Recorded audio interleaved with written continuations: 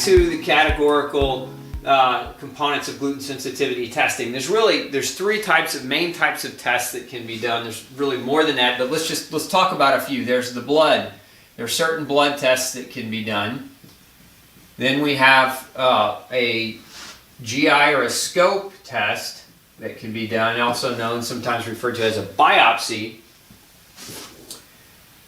And then sometimes doctors will run testing to look at antibodies in saliva.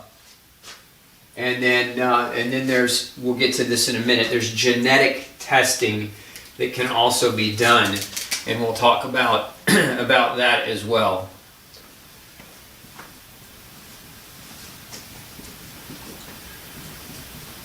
So, let's break this down step by step.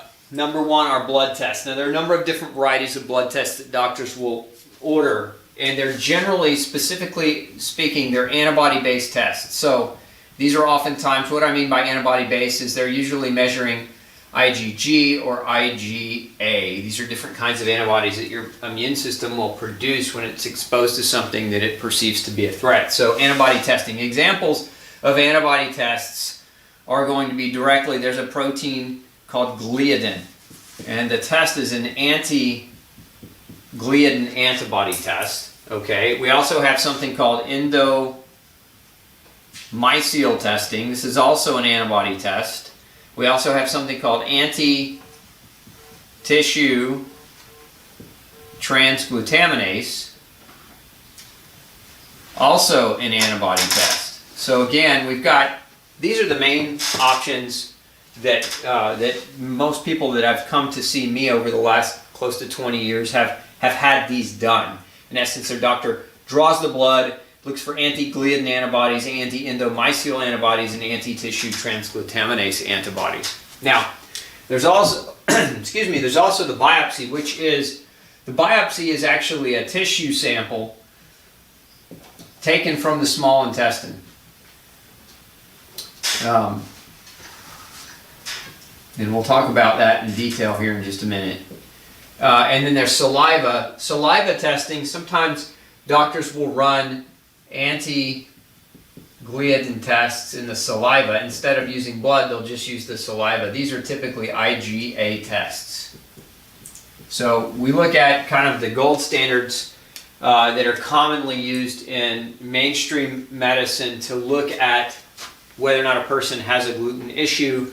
These are the predominant tests. So antibody testing in the blood, the biopsy tissue sample, and saliva testing. Now, here's part of the problem. There are several problems related to these different types of tests, and research shows this. So what I'm telling you is largely research-based. It's not my opinion by any stretch of the imagination. This is research-based. Number one is that many people with gluten problems have IgA deficiency.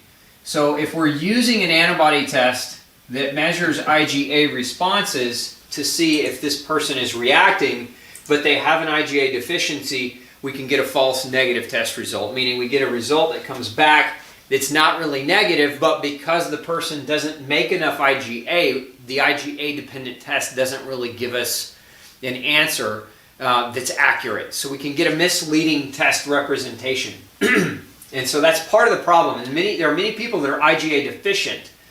Now, the same thing can happen with IgG. We can get people that have immune suppression, and that's part of the problem with gluten. Remember what gluten can do is it can cause, over time, it can cause a reduction in immune strength and immune power.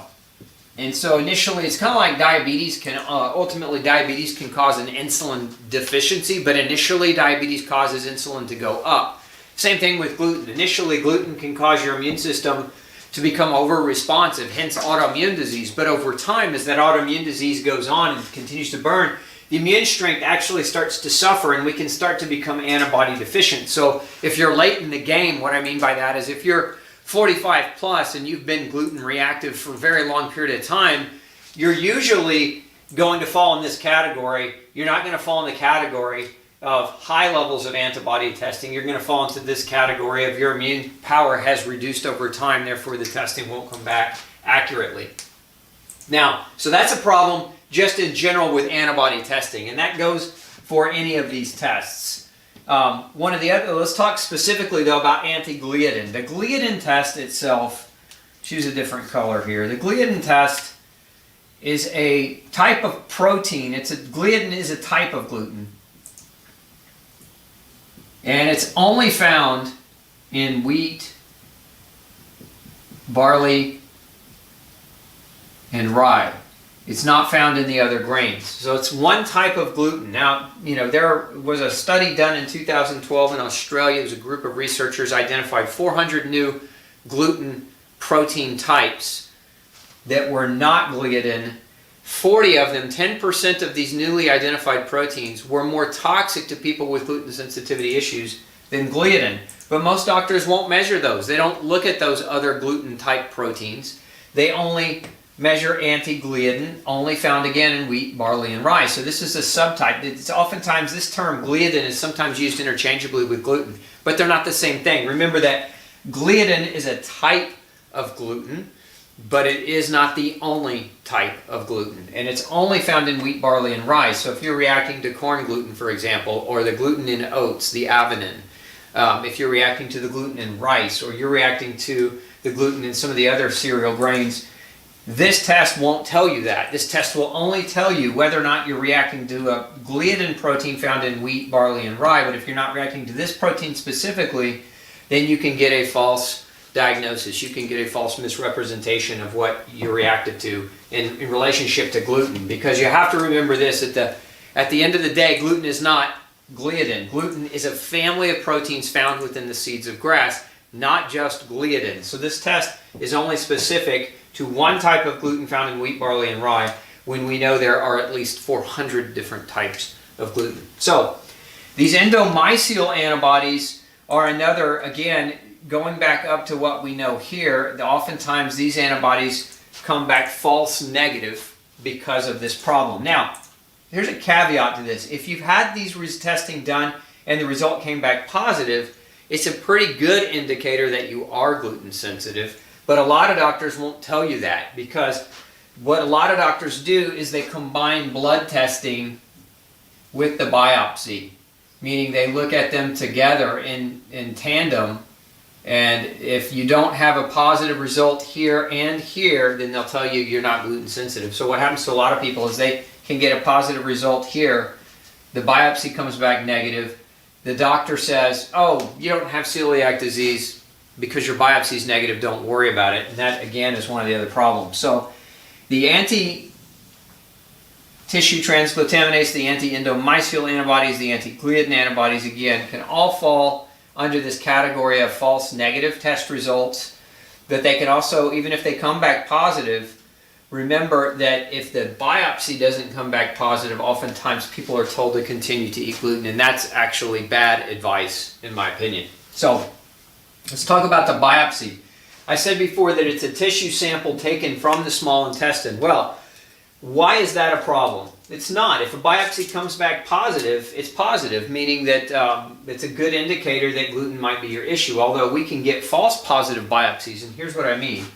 A false positive biopsy can come as a result of a parasite infection. A lot of people don't realize that, but celiac disease has another name, and that name is sprue. You ever heard this term? I'll draw it up here for you. Sprue is another name for celiac disease. Now, there's two different kinds of sprue. There's celiac sprue, and then there's tropical sprue. And tropical sprue is caused by parasite infection. And many doctors that do biopsies don't also simultaneously test for parasites. So having a positive biopsy for villus atrophy, which is what doctors are looking for, again, villus atrophy, which is damage to the folds of the lining of the small intestine. That's what they're looking for, that finding. That can be caused by parasites.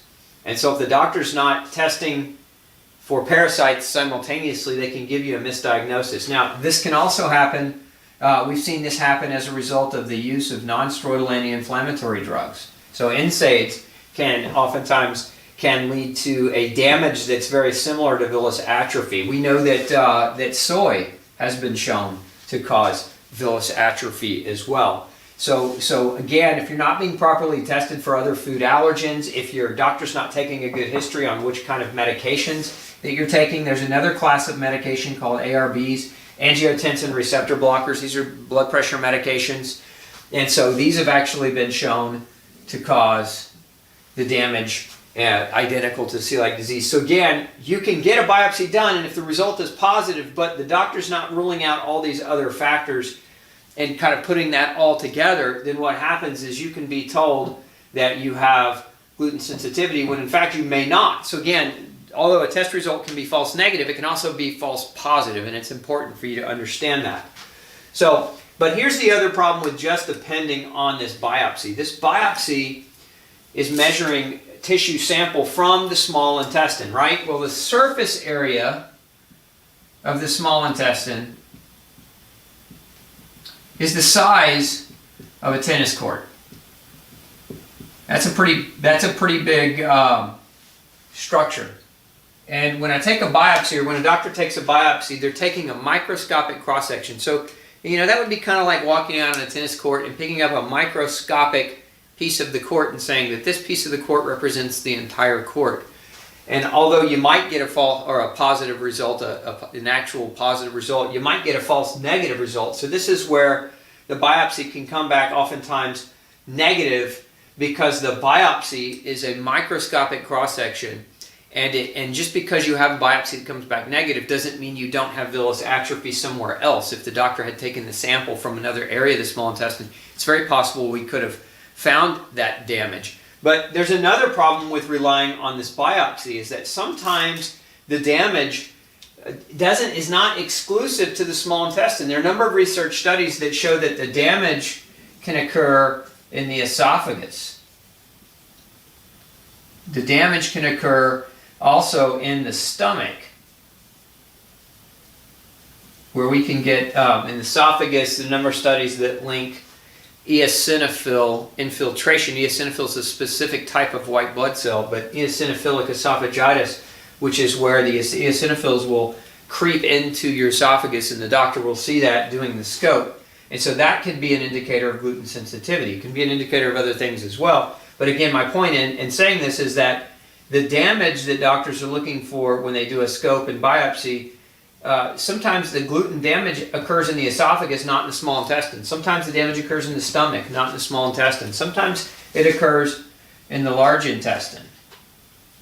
And so, again, it's not exclusive to creating villous atrophy only in the small intestine. Now, there's also some research that shows that no gut damage is identifiable, and that gluten actually contributes to, let's draw a line over here, getting a little complicated, that gluten contributes to leaky gut, intestinal permeability, and that can, in effect, create systemic damage. So that can lead to, and I've seen this in my own personal experience with a number of clients, in that we see autoimmune arthritis, so arthritides, rheumatoid arthritis, lupus, scleroderma, dermatomyositis, psoriatic arthritis, ankylosing spondylitis. But we also see gluten as a neurotoxin. So it can affect the joints, it can affect the nerves. It's actually notorious for affecting and creating nerve damage. So we think, peripheral neuropathy, reflex sympathetic dystrophy, chronic pain syndromes. Some people, it affects the nerves in the brain, so it can cause brain fog, and it can create early onset dementias and other problems. So again, if we're looking for the damage here, but we're only looking for villous atrophy found only in the small intestine, but gluten can damage the esophagus, stomach, large intestine, leak across and damage other tissues in the body, and the villous atrophy damage that we know gluten can cause can be mimicked by parasites, NSAIDs, soy, angiotensin medications, angiotensin blockers, angiotensin receptor blockers rather. Again, these things all need to be ruled out, and this all has to be taken into effect if the doctor's doing this type of workup. And the same thing over here with the saliva. If we're running, again, a gliadin test that's IgA based, if you're IgA deficient, that can come back false negative. But Also, gliadin, remember, is only one subtype of glutens of the family of gluten proteins that we've discovered. So this is what most people get in terms of mainstream diagnosis to look for. Predominantly look for something called celiac disease. But remember, there's a whole category of diseases that gluten causes, and that's why we have this term. There's this term, it's oftentimes referred to as non celiac gluten sensitivity. Because so many people say, my gluten's not that bad, I don't have full-blown celiac disease. I would beg to differ that gluten sensitivity, if it goes unrecognized creating autoimmune disease, it doesn't matter what autoimmune disease it creates, it's dangerous, it's a problem, it's a health issue. Would you rather have celiac disease or rheumatoid arthritis? Would you rather have celiac disease or multiple sclerosis? Like, pick your poison, because that, for a lot of people, they think, oh, I don't have celiac, therefore I'll cheat. Don't have that attitude. Non-celiac gluten sensitivity, this term was actually coined by Dr. Marsh. Now, Dr. Marsh was the doctor who created the biopsy classification, the Marsh classifications for diagnosing celiac disease. He created this term because he knew that the biopsy was not a super accurate way to come about a diagnosis. So if you look up this term and type in Dr. Marsh, you'll find a lot of information on that particular topic. Hey, don't forget to check out the rest of the series right here. Make sure you hit subscribe below. And as always, thanks for tuning in.